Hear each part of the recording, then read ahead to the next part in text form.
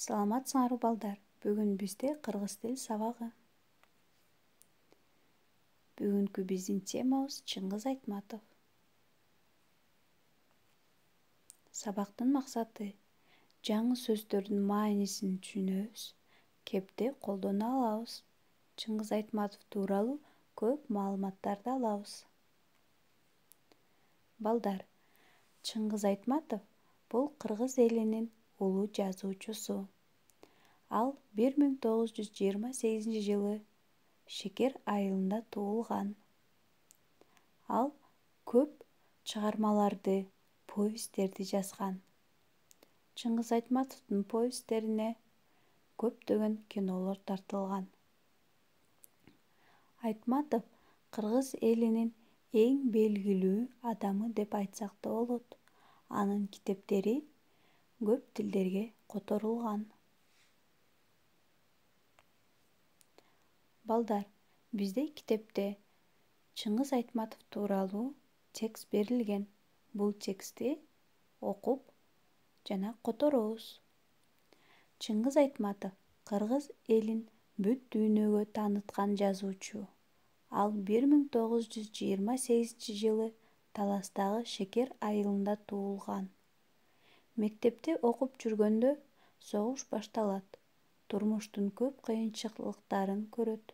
Согуш мезгилинде көргөндөрү жөнүндө кийин өз чыгармаларында жазган. Чоң энеси Айымкан неберелерине жомокторду, уламыштарды, элдик ырларды көп айтып берчү. Ал киши Чыңгызды эне тилин сүйүүгө үйрөткөн биринчи адам. Бул биздин Чыңгыз Айтматов тууралуу берилген текстти орус тилине которобуз. Кийинки тапшырма. Тексттин ылдый жагында туура же туура эмеспи деген суроо берилген. Буларды биз туура же туура эмес экенин белгилейбиз.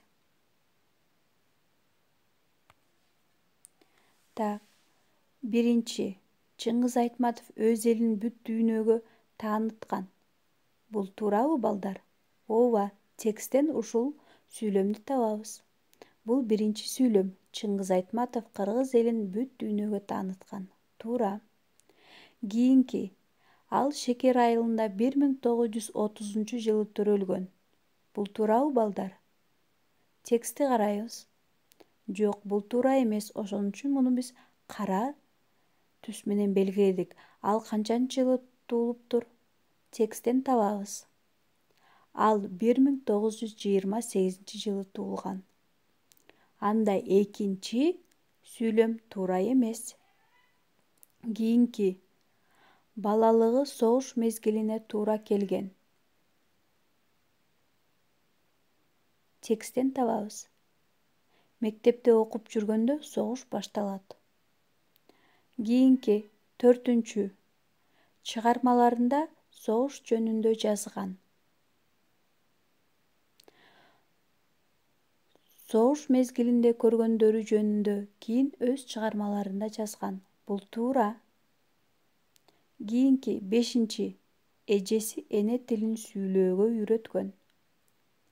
Бул туурабы? Жок, бул туура эмес. Чоң энеси Айымкан неберелери жомоктору, уламыштарды, элдик ырларды көп айтып берчи. Ал киши Чыңгызды эне тилин сүйүүгө үйрөткөн. Анда, балдар, эне тилин сүйүүгө ким үйрөтүптүр? Чоң энеси. Туура.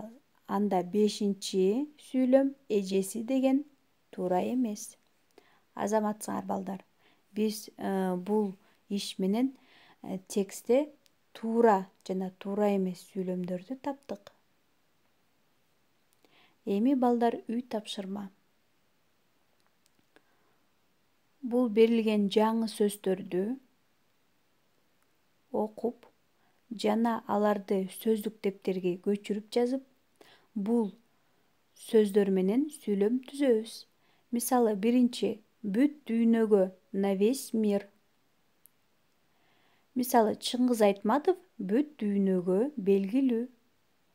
Кийинкиси, кыйынчылык, трудности.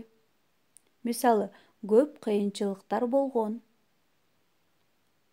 тааныткан, прославил. Мисалы, Чыңгыз Айтматов кыргыз элин бүт дүйнөгө тааныткан. Турмуш, жизнь, чыгарма, произведение, уламыш, легенда, үйрөткөн, научивший либо научил. Мисалы, уламыш, легенда. Чыңгыз Айтматов көп уламыштарды жазган. Же Чыңгыз Айтматовдун чыгармалары мага жагат.